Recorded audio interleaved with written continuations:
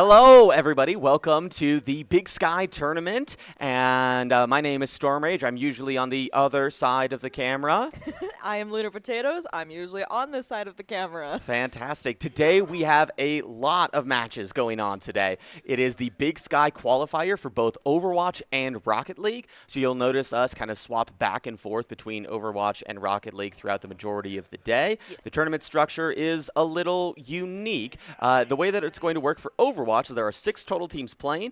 Every team is going to do a round robin against every other team, and then we're going to go into a single elimination playoff structure for the top 4 teams. Yes. For Rocket League, it's a little bit different. It is 8 total teams that are split into 2 different groups. They're going to round robin each other, and then the top 2 from each group will go on to the playoffs in a single elimination style playoff. The winner of each Overwatch and Rocket League will get to go to the LAN in Waco, Texas for CECC. Yes. And so we will be structuring this broadcast. We're going to start with our first Overwatch match, and then we're going to be following Rocket League through their tournament before we end back with Overwatch. So this is your intro, and then we get to see a lot of cars running around. That is correct, yes, and I'm very excited to see both. Last year, the ISU team ended up winning the Big Sky qualifier, and the Overwatch team had some really, really good matches, and I'm really excited because I think this year our team has significantly improved, and I think that we've got some better matchups, and I think this is going to be a much better year for us. I'm excited to see how this goes. My first time being able to see a tournament like this, so I have high hopes. And we also will get an opportunity to see both our varsity and our JV teams in both Overwatch and Rocket League, or at least they will be competing. We may not be able to see their streamed games necessarily, but they will be competing, and that is also exciting. That is also exciting. The JV teams don't get as much screen time because they're the JV, but it's always fun to, give them a chance to, see what they're really capable of. And see what's coming down the pike. Exactly. Because, Huge and Swagger Egg were both on the JV team last semester, and now they're both on the varsity. So it's kind of a preview event of sorts. It is very much a preview event, and I enjoy seeing the previews. How about we talk about this first matchup then? Yeah. So this is going to be ISU versus UC Davis's eSport team, and let's go ahead and take a look at our lineups for our first squad here. So this is just us taking some guesses on the first map of Samoa, but Lemonade has been playing that on a ton, and in combination with Huge, that dive potential has just been deadly. It has been, especially seeing a lot of changes for what we normally see with the standards with these new heroes.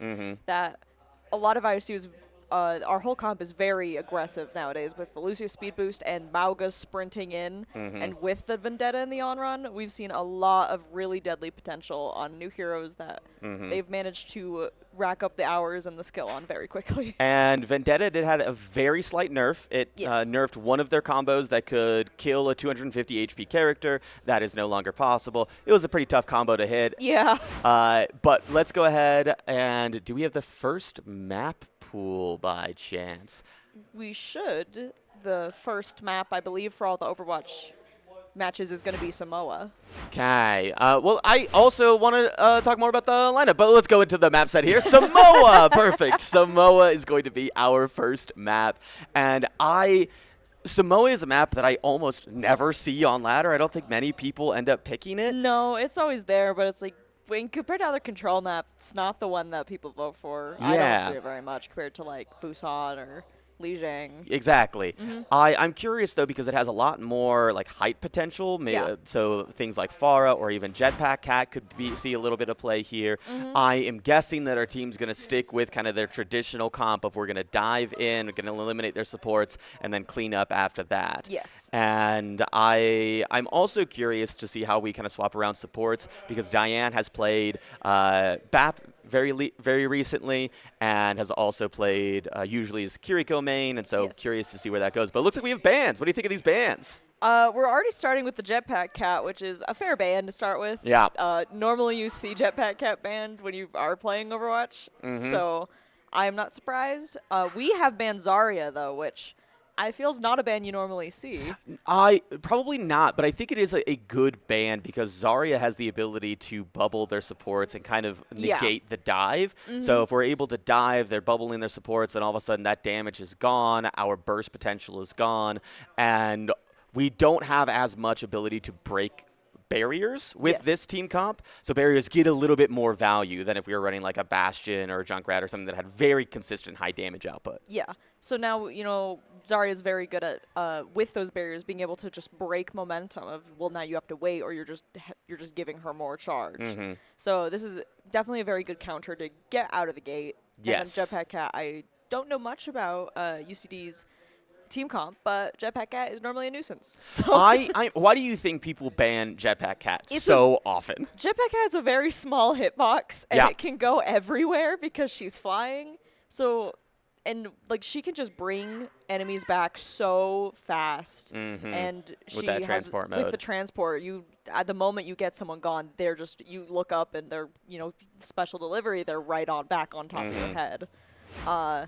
Again, it's just she's very hard to hit, and she can stay so far out of range and still be doing both damage and healing to her team that it's just a lot easier to just not have to worry about it. Well, I am excited to see what it ends up that we're going to see from both of our teams. I think that our names at the top might be misplaced because I believe ISU has on the right-hand side, which means that we're red, which means that I'm going to be confused this entire game. Yep. Because I've gotten so used to ISU being red that anytime ISU being blue, that anytime they're red, not a clue. Not a clue. Yeah, no, you look at the top and your default is just, oh, blue, that's good, that's me. Nope, no, it's not. You'll be reading those and you're going to say, oh, yeah, our favorite, our diva. It's like, we don't have that. Now you look like a fool who doesn't know her game. So it looks like we are going with our typical team comp here of that very dive-focused comp. UC Davis has a bit more of a brawl-style comp with their support lines, but very much a poke comp with their DPS line. Yeah, especially with that Tracer and Ashe combo. But yeah.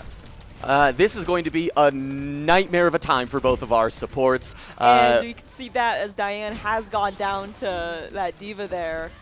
Didn't have to pop that. She did use that immortality field earlier. Diva getting out of mech. There goes down. Supports trading on both sides.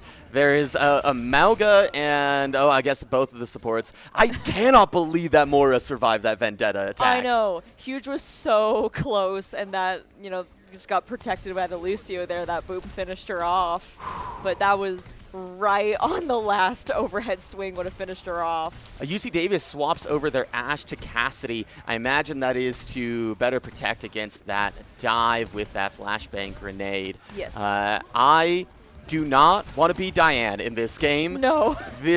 Unless we consistently are going to start turning, that Tracer is just going to be a menace. We did see, I believe it was last week on the Overwatch term, Tracer that also was a huge problem for Diane, so I imagine there's some war flashbacks going into this again. And we take down their Cassidy to begin the fight, and then it looks like we've got pretty solid point positioning here. Just Diva's out of mech. off. Tracer finally goes down. Supports are still here, so still not a definitive fight. More ends up popping that Coalescence, but they are falling one by one. Feels like maybe that Coalescence being popped there will actually end up being a positive for our team. Yeah, got it out of the way, and she wasn't able to get too much value off of it. We did see Diva returning to that mech in there, and we have the enemy Deadeye popping, but... Well, the second that I say that, they end up turning the fight. Cassidy came back just in time, and that's a good old caster curse right there. We are about halfway through this first bit of control here, just about 60% for UC Davis. We do have 4 ultimates for ISU ready to go heading back into this team fight, but they do have that Lucio and Tracer ult ready to go as well. There goes that cage fight. It doesn't look like it caught anybody in it, so now we're just going to be waiting here on point for just a little bit longer.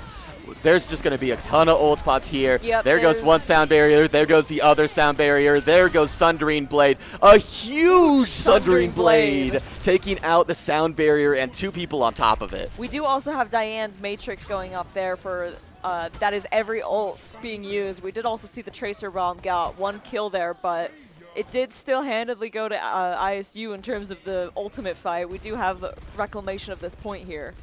And we also saw it looks like the Vermilion, I believe that was the Ascent. I didn't see a Revival getting popped there. She says something different when she revives, so I assume that's the Ascent. That would make sense. Yep. That would make sense. Jumping in on this Cassidy, who seems to be a little bit out of position, but D.Va is in turn diving our backline yet again. Oh, yeah, Huge having to run around the side and gets killed caught by the remake. Oh, manages that is to unfortunate. dodge and live the bomb, but does get crushed by the incoming. And this seems like this is going to be a bit of a reset for us. UC Davis at 83%. We should have plenty of time to be able to touch here, but we might not be able to get fully set up the way that we want to in order to hit that overtime. We do have the Moira coalescence happening again, and the Deadeye once more. Lucio getting taken out early there. That is same with Diane. Very tough. No supports here. There goes down Onron. We've got two people in a dream. It's all down to Vendetta, and there it goes. Huge trying to push people off that point to keep touching, and we see here we had Diane swapping to the Juno to try and get that last touch in on the overtime, but ending on a team kill is not the best start. That's just a rude pulse bomb. That's a rude pulse bomb. You don't need to do that. Juno's just trying to get to point, doing their absolute bestest. Bombs away. And then there's a bomb in your face. I don't think that's necessary. I think we're going to get to a replay here of just look at how many ults get used here. We've got 4. Just right as we start off with the Vermilion Ascent. We start off with technically the cage fight. And then that's the cascade of all 4 ISU, and I believe that was 2 for UC Davis as well going in. So it was about probably like 6 or 7 ultimates all going at once. That's the kind of Overwatch I love to see. Exactly. Let me see all the big things, all the big numbers happening all at once. Let me see all the pretty colors. That's all I want. Let me not know where to stand because everywhere is not safe anymore. When every thought is, I'm in danger. You just start spamming and hope something hits. So we don't see any team comp changes here. It looks like D.Va getting chunked down pretty good here. In danger, loses their mech right off the very stop. Quick. That's a great start. We do have Diane changing over to the Kiriko off of that Baptiste. But I think that is an excellent call. Yeah. We did have both supports down already and swiftly followed here by Onron. So this Tracer is really just making work. We are still clinging to this point. Respawning, trying to be quick enough that neither team has captured it yet. Ooh, end up getting the Tracer, trades it for Huge. Average Pillow still somehow alive up here. I cannot imagine that's going to stick around for much longer. No, just barely clinging to life How? under 100. Simply and how? still manages to jump down and stay alive. Incredible. I think this Kiriko change is just going to allow Diane to be able to deal with this Tracer a little bit better, but it's going to be tough without Lucio on that first map. There goes both our supports. Yes. Trading it for a Cassidy. And we already have our first 2 ultimates used. We have that cage fight going, and also we have that coalescence. It does seem, though, like Average Pillow trapped the Moira with that cage fight, which triggered the coalescence, and it did lead to his death. And you know what? Sometimes you gotta make a choice. Sometimes that choice leads to your death. That's Overwatch. That's Overwatch. We're not Valorant. We get a respawn. Yes, we do. We do have Lemonade swapping over to the Cassidy here. We're matching Cowboy for Cowboy. We see a lot with these with Huge just running in here. The hinders going up from those bangs with the enemy Cassidy. However, it doesn't seem to be doing as much to stop him as I think the enemy team might want. So.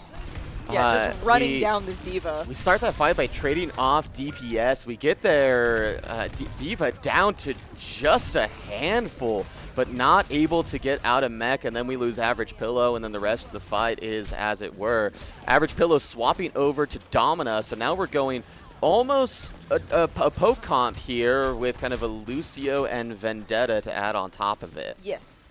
We do also have still both DPS ultimates and that sound barrier for UC Davis. And here comes the Kitsune Rush for ISU. This is along with the Deadeye from UC Davis. And both the Diva Bomb and the Sound Barrier. So really, UC Davis burning through those ults through that Kitsune Rush, which is just leaving Huge alive, which isn't going to last for long. Yeah, unfortunately not. At 70%, we're going to get one last team fight.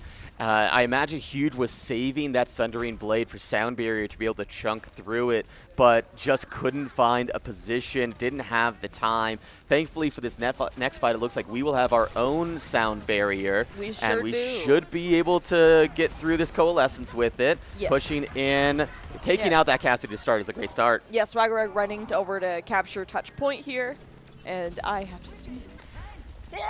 Oh, hi. This Tracer has just been causing so many problems. Lemonade swapping back over to that on-Ron. Curious if they felt they were just able to do a little bit more damage or if they wanted to be able to stick with more of a dive presence. Huge going to the back line, pushing the Lucio off the point. Incredible. Both off the map and off the point. And we did have Average Pillow swapping over to Diva, matching that that tank here. And there is our Sundering Blade. Finally get the Sundering Blade. Everyone has left the premises there. That is the correct call with most Sundering Blades. ISU up to 60% here. You're looking at probably 2, maybe 3 team fights left, depending on how clean they are. ISU has to go pretty much flawless. Diane having to use that teleport to get away from that Tracer to even begin the fight. And it looks like Cassidy is behind with that Deadeye. That could be dangerous. It could be indeed. We do have Huge once more hard focusing this Diva, but did have to stop for a moment to try and block that Deadeye. It does take out Swagger Egg though, which leaves only Lemonade alive, and we do have her going down. We'll see if she uses that Revile.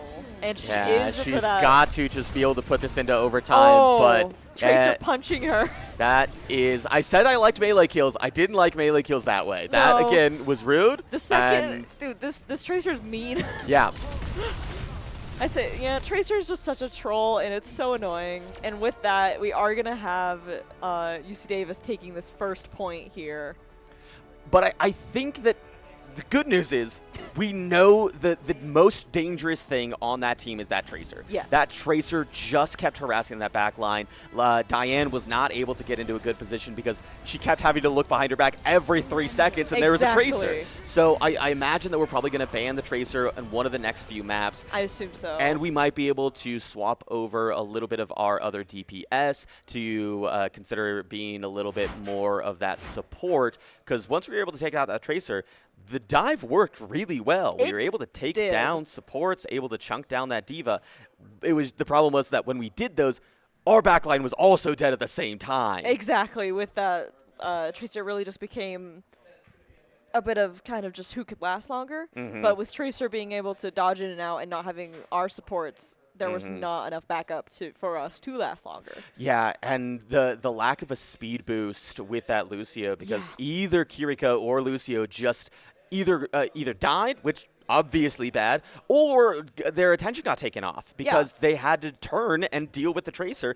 Either way, we're now not engaging with our team. Oftentimes both are turning to help deal with that, and then that means the speed boost isn't available for our Mauga or Vendetta or Onron to initiate that fight, slowing things down just a little bit. And we see a lot there as well with Onron and Vendetta and Mauga when they're diving, is that especially with a lot of Huge's point of view, a lot of the enemy team would be left very low or just have so much pressure they can't do anything, and then because we don't have the supports to back it up, they just can slowly whittle down his health bar and he doesn't have much to fall back on. So a lot of these kills are able to recoup and not actually have to go to respawn because we don't have enough resources to push and finish it. Because we're just that slight sliver off. Like the number of times where you turn and Diva's out of mech, Moira's at 2 health, Lucio's at 5 health, and Vendetta's there but just not able to finish him off. You get one extra swing in, an entirely different game. Yes, especially with that Vendetta being able to have such a wide swing, and like we saw with Huge really focusing that tank, Vendetta can just melt a tank. Yeah. She doesn't have the opportunity to because she's got to turn around because there's no one behind her now. And with them playing Diva, they've either got to basically spend all of their resources against our Mauga and our Cassidy, leaving Vendetta pretty open because Diva can't do a whole lot against any sort of melee damage. No. And so I think that this was this was not like the ideal outcome for ISU, but being able to get that first map up to 60%, second map up to the 80 percentile, I think that there's a lot of good, and there's still a lot of optimism here for these next couple maps for ISU. Yes, first map is definitely feeling what to expect from the other team, because a lot of these comps are decided based on, what are we going to ban on the heroes. Then, that's a bit of a chess match. Yeah. So I think going into this, we'll probably be seeing the Tracer ban to keep our dive comp. Or I would imagine pivot. so. And I don't think we'll do a complete pivot. And unless you're trying to see if you can get rid of the Tracer through a map pick instead, because the loser gets to pick map. But I don't know. Tracer's such one of the most versatile heroes in all of Overwatch. She is. I don't think that there's many maps that you can pick where people are going to go, yeah, Tracer fits here. And there's very few other options other than just banning. Yeah.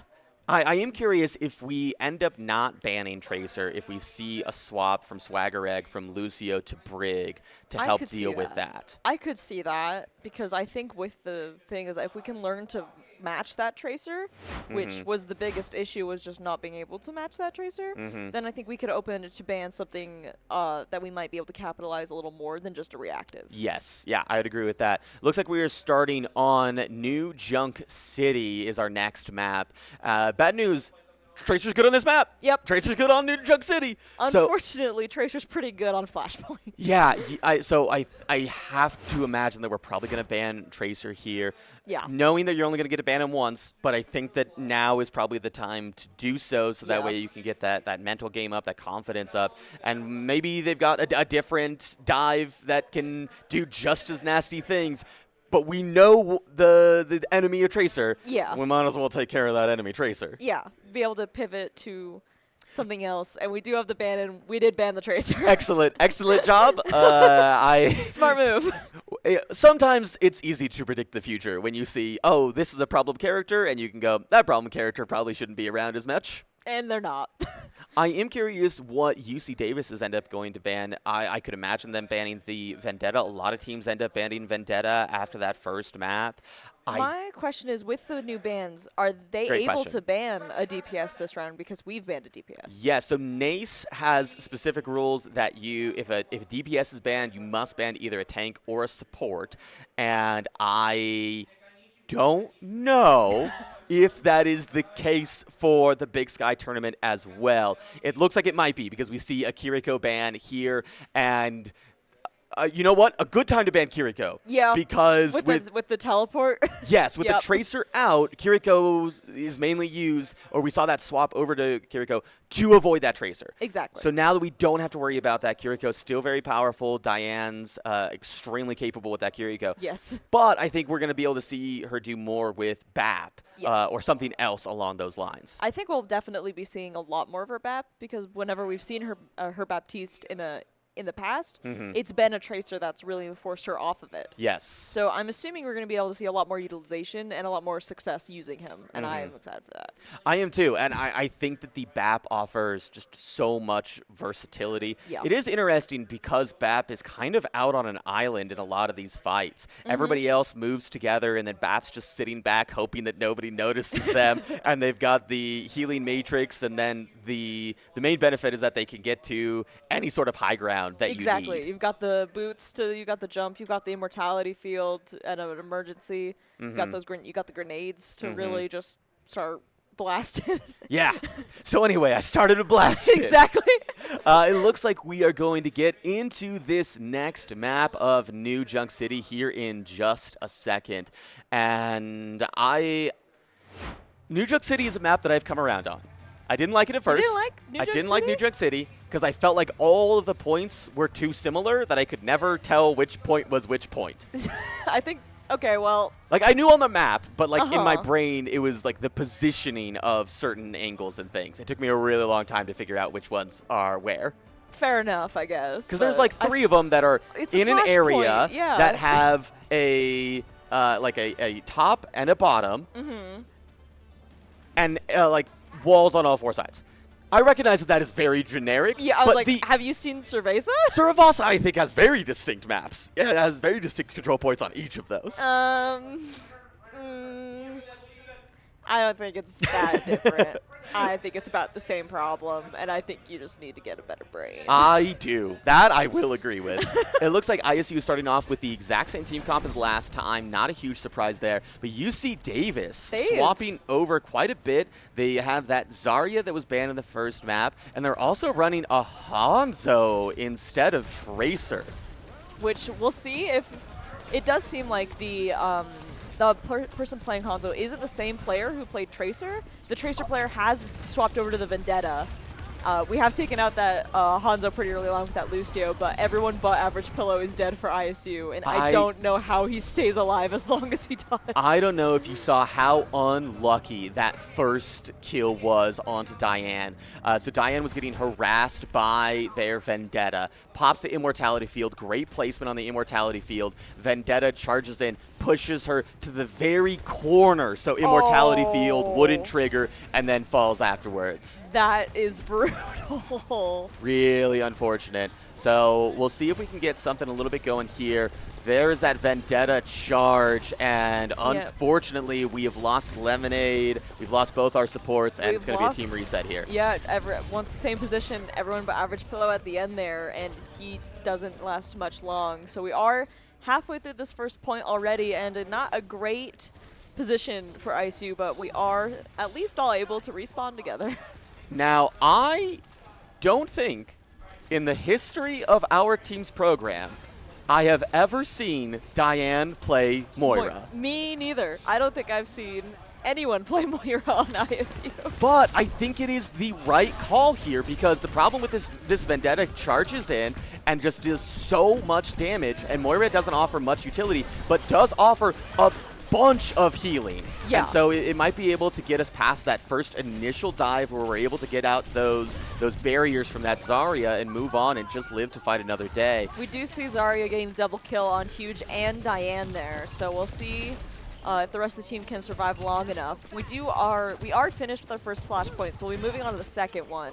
And we do have both Sundering Blades as well as that Zarya and Lucio ult for UC Davis. Yeah, hard to imagine UC Davis not being able to use those in a way that will lead to everybody dying. And there's the Zarya ult, in fact, leading to almost everybody dying. Yeah, Gravitic Flux on its own is incredibly powerful. Lemonade able to get the kill onto that Lucio, but we still have the Blade, we still have Dragon. There's nothing to combo with Dragon anymore, which is nice, so that's more of a positioning rather than a danger of the ult. But when you're on the tight, like with Flashpoint, it can be very unfortunate to be caught out. And there goes like the Dragon. Just looks like it doesn't catch anybody this time. Vendetta going in. Yeah, coming around the back behind the Dragon once it's gone, trying to catch them off guard here, but does get headshot by that Lucio. Looks like we have traded 2 DPS for a DPS and a support. There goes our second DPS.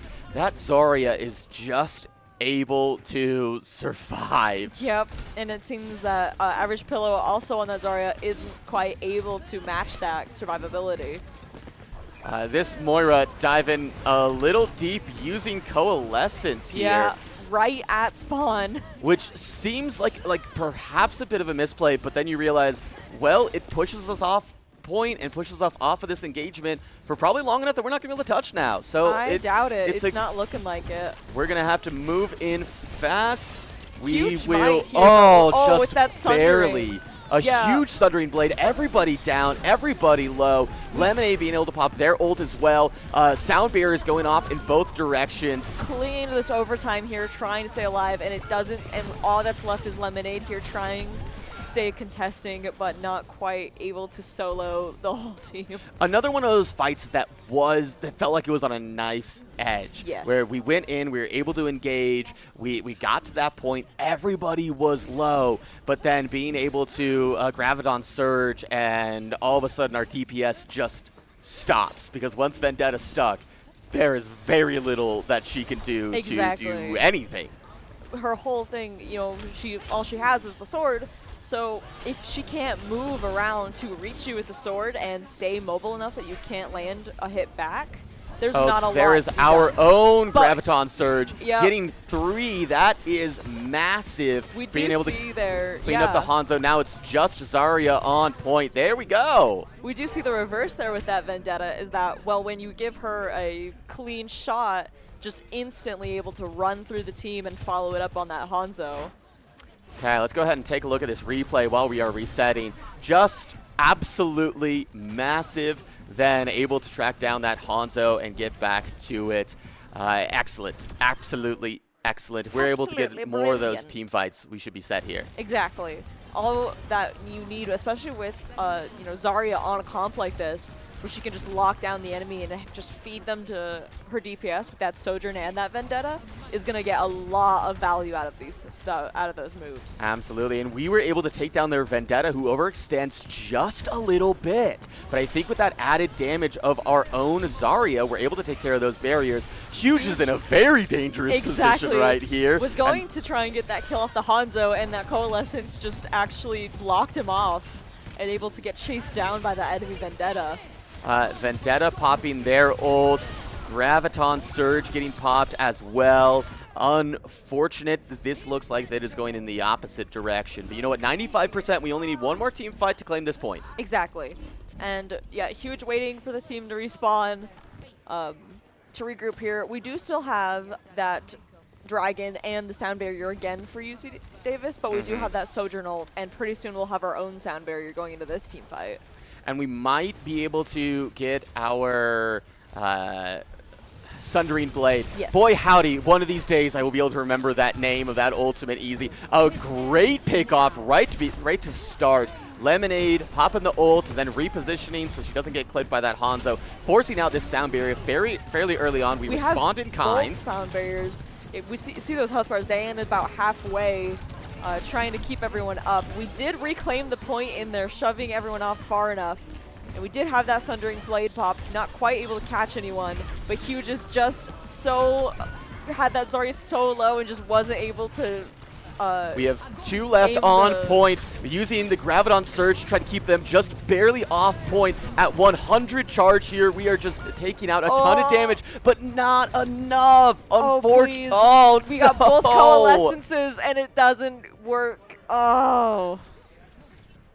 We're all just right on a knife's edge there. And all it takes is one thing. I think if Huge had managed to get that sword throw out of the pit there, yep, and we would have just won it. survive. That Zarya was so low. Incredible. We do see a swap off of that Hanzo onto that Soldier, and here is the reverse Graviton Surge.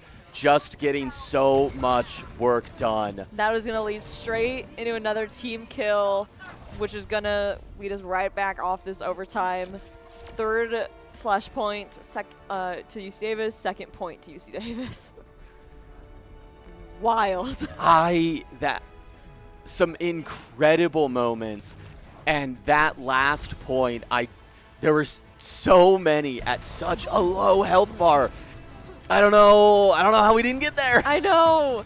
There was great use of that Zarya ult, especially combined with those Vendettas. I think it was just like we weren't quite able to finish off that Zarya enough that she's still able to get more ult charge and have more times to use that ult than we were. I am curious on that very last point. We used that Graviton Surge to keep the Zarya off point. Yes. I am curious, because we couldn't see the other side of that angle, if either that the Zarya was able to still be on point and we didn't quite throw that Graviton Surge far enough, or if the Moira came in from the backside and then was able to touch from there and then curve back around to trigger that overtime. Maybe, because I believe also at the end there was, I believe it was the Coalescence came out as well. Yes. So I think it might have been the Moira with that fade.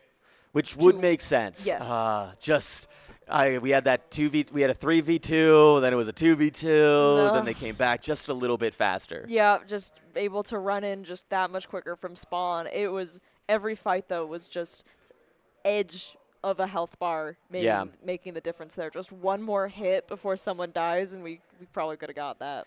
And I think that there's still absolutely some things that we can do. Yes. Where we're able to push that third point. We made some really good adjustments. That Zarya gave us a lot of trouble in that first point. Then by swapping off into a more damage-heavy comp with our Zarya as our tank, and I think swapping off into Moira as support, admittedly not something that we often do, but I think it's the right call. Especially against the enemy Moira that was getting so much value out of her heals and her coalescence. Yeah. Definitely was a good choice. I am curious because there were a couple fights where we were able to bait their Vendetta a little bit, where the Vendetta went a little bit too far, was out of range of those heals, and we were able to clean up that barrier, take out that Vendetta, and then move in. If we're able to kind of not necessarily pull a fake, but be able to kind of try to start that initiation, then pull back, and then alternate on that Vendetta, and then hopefully go on in that 4v5. I assume so. I feel like it worked out really well when we did really try. I think the thing is that we saw, at that one point with Huge trying to go around the back is he got cut off by that coalescence. Right, yeah. Which was a crazy use of coalescence I've never really thought about. And then that opened the door. So I think really would be pretty easy, though, because that Vendetta really likes to just rush in and just see what happens, that I think we could pretty easily get to pull her out of her team. We'll just have to make sure we're ready for the Moira who likes to also watch out for that Vendetta and follow that up. Yeah. Now, so we're going to get into map pick here in just a second. And I'm curious for bans. What are you imagining? Because we can't ban Zarya because we banned him in map 1. Tracer's going to be able to come back in map 2. Yeah. And those were, without a doubt, the biggest problems that we saw if we ban Vendetta, for instance, and we're kind of shooting ourselves in the foot there. Yeah. I think if we did ban the Vendetta, then Huge is able to use the Venture pretty much just as effectively as Vendetta. But I don't know if the enemy Vendetta was enough of a hindrance to have the ban be that Vendetta, because I feel like Huge was still doing better. And I'm curious if instead you swap over and maybe, I know this is an insane thing, maybe you ban the Moira because, or a Lucio, because that sheer healing output was so significant, and the things that you can usually take advantage of with a Moira are things like status reductions because she doesn't have a cleanse, and there's a lot of things that you could do, but we don't really have anything that can take advantage of that with our current comps. Exactly. So maybe you ban the Moira and say, what else do you have? Exactly. I believe we saw that Moira both maps too.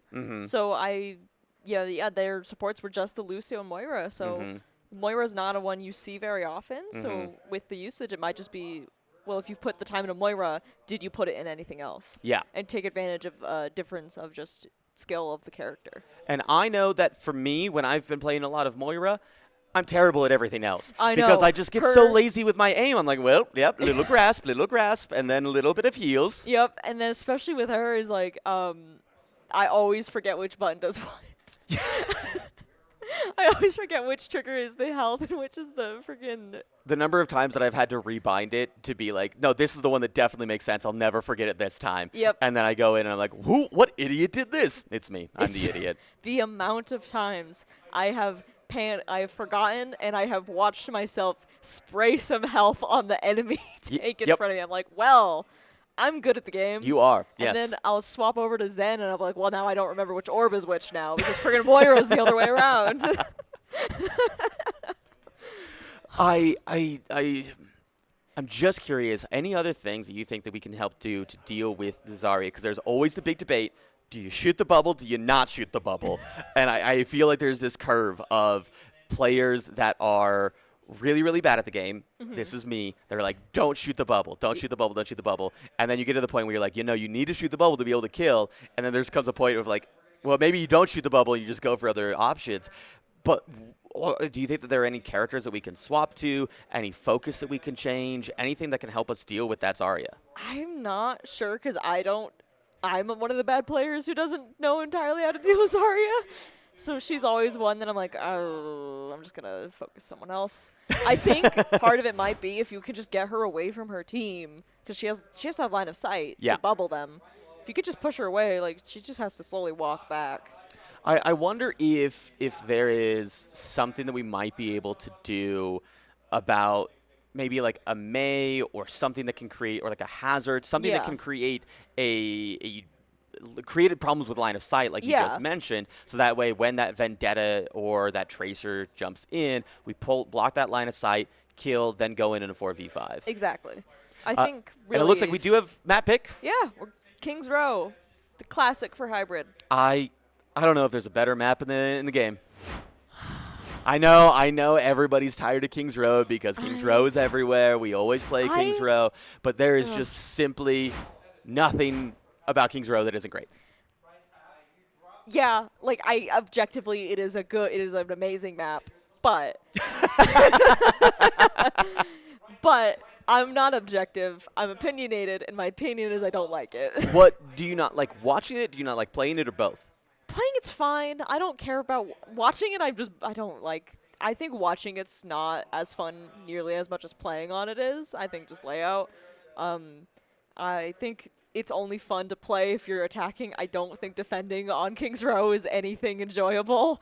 Really? I don't like defending King's Row. I love being able to use the various high grounds, or if I'm a kind of a more melee or short range character, playing right on that wall and then using that hotel lobby and then just kind of like poking in, dealing a bit of damage, coming back out. Yeah, but I like doing that when I'm going in. See, and I'd do my best to stop you if I was on the other team. Yeah, well, I don't. Okay, that's fair enough. I just don't care for it. Did we? Oh, bans were on the screen, and we just ignored them entirely. We sure did to complain. It's in Britain. That's another point against King's Row. What do you have? The bans are Vendetta and Lucio, so we did kind of call one of them. We ended up banning Vendetta, so I imagine that we'll see that venture as you foretold, and then Lucio will slow us down a little bit, but Swagger Egg going over to that Brig to hopefully deal with a Tracer, but we don't see a Tracer on the other team yet. We do not. We do have UC Davis going with the pretty different comp this time. We've got the Juno for the rollout. We're probably going to see back on the Wu Yang after. Kiriko staking with the Zarya, and then for DPS we got the Sojourn and the Reaper. And then ISU staying with the BAP, got the Venture and now the Brig, and we are still on the Domina for tank, and we are sticking with the Sojourn as well for our other DPS. Yeah, Domina is a very interesting pick here. I worry that the main barrier for Domina is just going to get chunked away so fast because Sojourn's very high damage output, Zarya very high damage output, Reaper obviously. Yeah. Looks like Reaper's already in the back line, and Lemonade gets a pick to start off. What an excellent start. We get Venture, merging from the ground here to focus the Zarya. Oh, and that Zarya gets chunked down fast. Dang it, the manages Juno to stay alive. Her.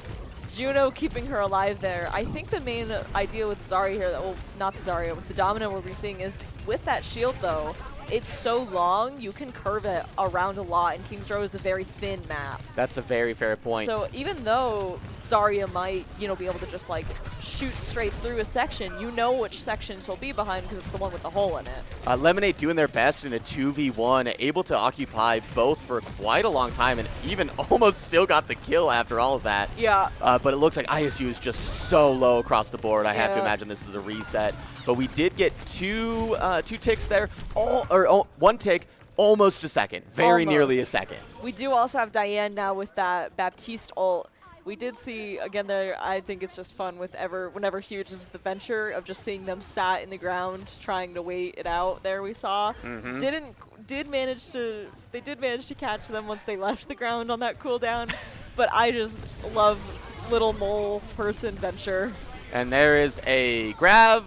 There is a Kitsune, and I believe that's a reset. Yeah, that was just about a triple. That's not a triple. That's a quad. Lemonade somehow makes Sojourn. it out. I have to imagine that they just were not yet in the kind of area. Yeah, sat in the back here. I'm now waiting for the rest of the team to join back for the push again. Yeah, in a bit of a 1v1 versus this enemy Sojourn, but it did mean that the Reaper got the double. That's just Diane with that. And that Immortality field with that ult. And then Lemonade going down unlucky there. But the good news is that we do have quite a few ultimates that are coming online here soon. And we were able to get that Reaper. That Reaper should be able to join their team by the time the fight begins in earnest, but we might be able to get a little bit of poke out before Reaper is back. Exactly. We do also have both Sojourn ults and that Juno ult. That Kiriko is very low. Yep, Kiriko gets taken down. We have that enemy. Sojourn ult, but does get cut off by Swagger Egg with the rally. And there's Lemonade also popping the Sojourn ult. Swagger Egg gets 2 along with popping the rally. This seems like we should be able to take this first point here. Yes, definitely pretty easily here. We do also have Huge with Adventure ult ready to go, so we'll probably be seeing that soon. We do still also have Panopticon from Domina, and we still have the Baptiste ult ready. Being able to kind of trade 2 for 2 on ults and still get that fight was excellent. So we trade Sojourn ult and Orbital Ray, and there's that Bap ult going as well. Looks like we already got a kill to start off. Zarya goes down. Kiriko's somewhere in our back lines, and the rest of our team is just kind of pushing forward, letting that Kiriko be there. There is that, I think that is a Reaper that is hanging out behind as well. Probably. We got Average Pillow just rushing on ahead with this Domina. Rest of the team following behind. Bap able to take out Reaper. We're able to take out the Kiriko and the Reaper. Trade with that Kiri there. What odd trades! We trade 2 for 1 on the point, and then 1 for 2 up ahead. There's the Panopticon going out for Domina though. We'll see if the other team breaks them in time. I've complained with this before about people not knowing to break the Panopticon. But we'll see. It does seem like the team did get out of it. Wasn't quite able to finish someone off. Lemonade low, but able to get out and survive. Graviton Surge used, and not a single kill to follow. Hallelujah. ISU able to get 2 kills, taking out the Zarya and the Reaper in response. Zarya swapping off. It's just not working. Yep. This Domina pick and the Venture damage combined together, it's just too much to handle. It is, and we still have this Venture ult ready to go. Yeah, this Domina working great for Huge. That's not Huge, that's Average Pillow. This Domina pick just working great to just charge on ahead. And we are past the checkpoint now for ISU. Who is it that they have back on the payload while we're all up here? It looks like we have both of our supports. So we've got Diane and Swagger Egg dealing with that as everybody else is looking for a little bit of more positioning here. Our Venture goes up to the top to clear that out.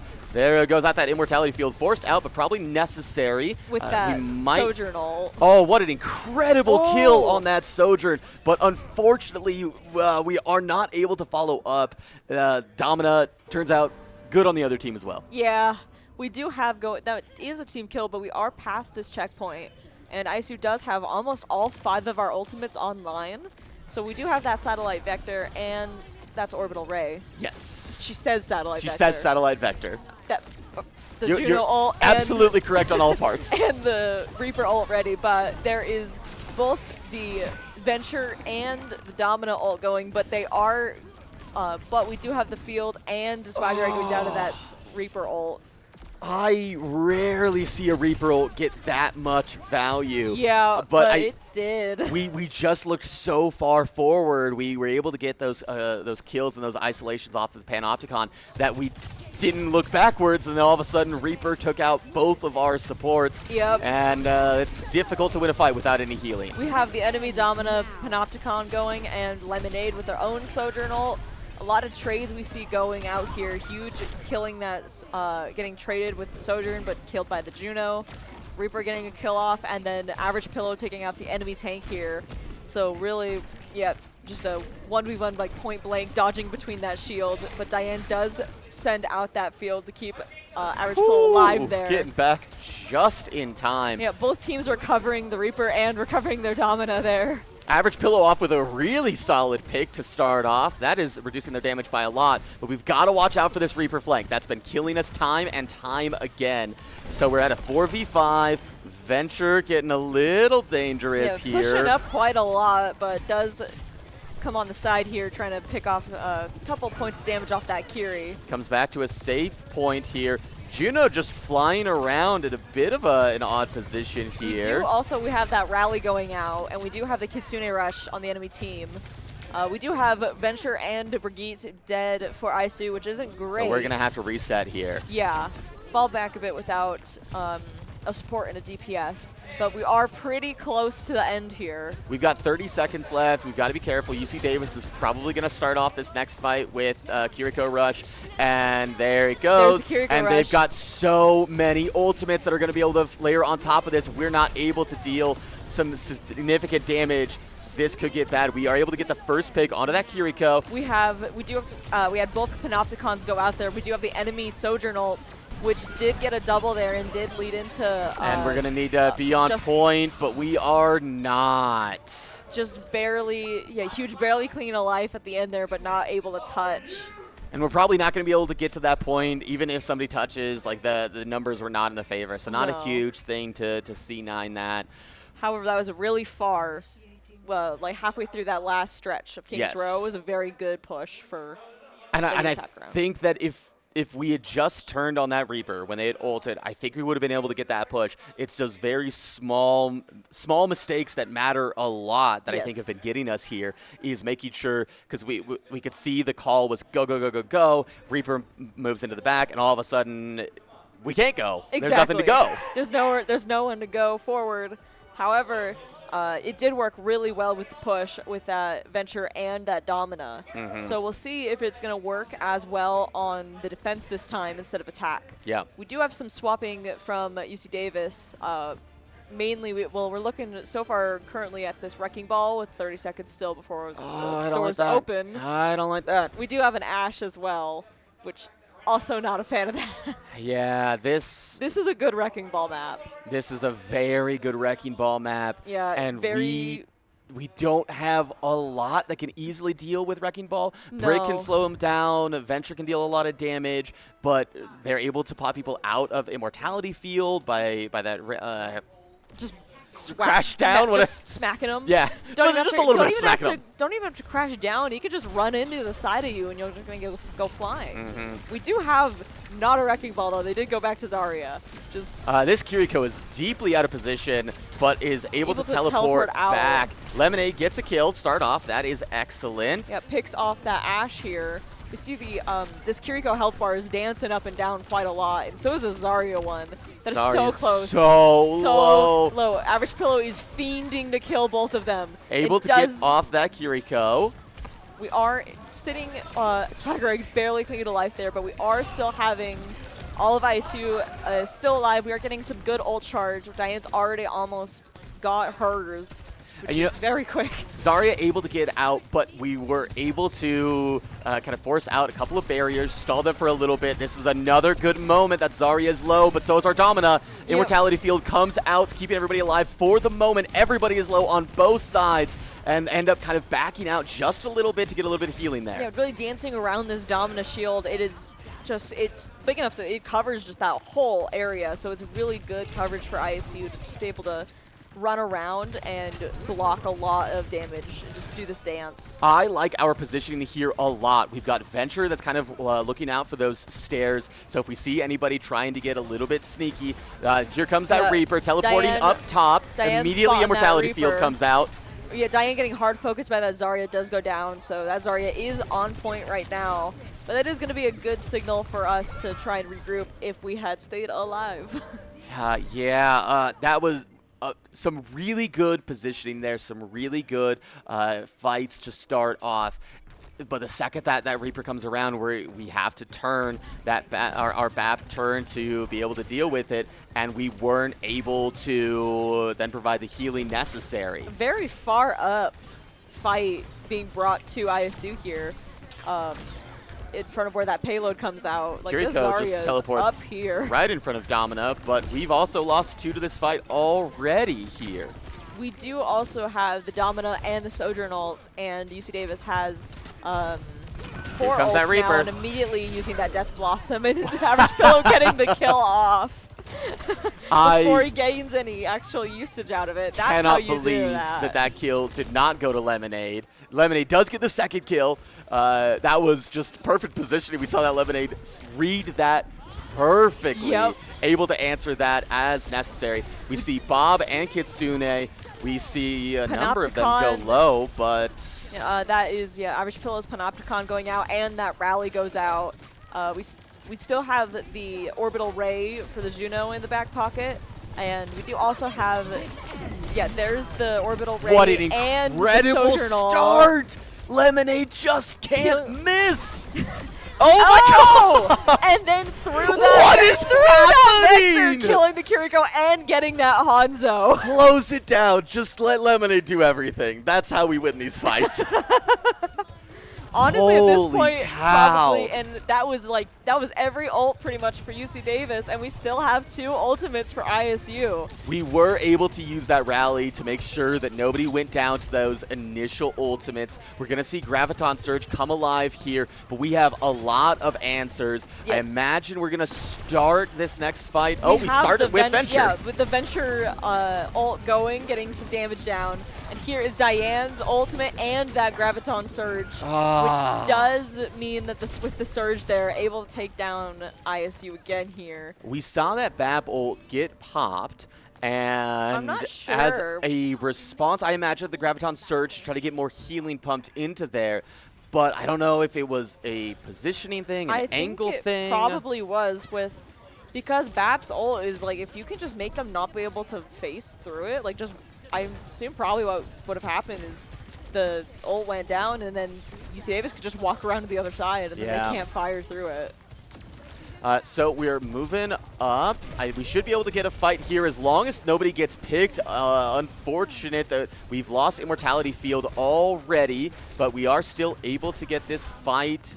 So that way we'll get something here. Swagger Egg staying alive. We lose huge early on. The Average Pillow is low. Swagger Egg follows. Swagger Egg, and then Domino to that Sojournal. And this is looking like it's probably going to be another team kill going into this checkpoint. And then we lose that Panopticon as well. So not great going into this final stretch, but with how close this respawn is, we'll see if they're able to really hold here. We see that triangle. That's not a triangle. That is a rectangle. Yep. We know our shapes. I'm really good at this. All I know is circle because that's Overwatch logo. No other shapes are important. Obviously. So this is probably going to be one of our toughest fights. And Average Pillow starts off great by getting that pick on that Kiriko. We've been able to do that pretty consistently, start off by getting that first pick. We just haven't been able to take as much advantage on that yet. We do have 4 ultimates to worry about from UC Davis. I think a big one there is going to be that Hanzo ult to just make sure we're forced off the payload, off these corridors here. But we'll see how this goes. We've got full support ults, the Graviton Surge, that Hanzo ult, and so Lemonade's ult. Oh, Lemonade almost able to get that second pick, but unfortunately, that cleanse comes down. Diane going out with nothing but a dream and an immortality field. And it's not but quite not quite enough. Props to trying, though. Gonna just I'll pop the ult, I'll fire through it, and we'll see how it goes. This is one of those maps where I don't think the score at the end of the game is going to reflect how close a lot of this game was. Yes. Especially in Kings Row, there's a lot that we did really, really well, and we're able to push. And again, just a couple of moments, if we're able to turn on that Reaper a little bit faster on that last point on our attack, if we're able to be able to just take advantage of those picks a little bit more. But here's Lemonade cooking. And it's just there's one straight hitting the Juno and then following it up to the Curie and then the Hanzo around that corner. It's just dirty. It's amazing.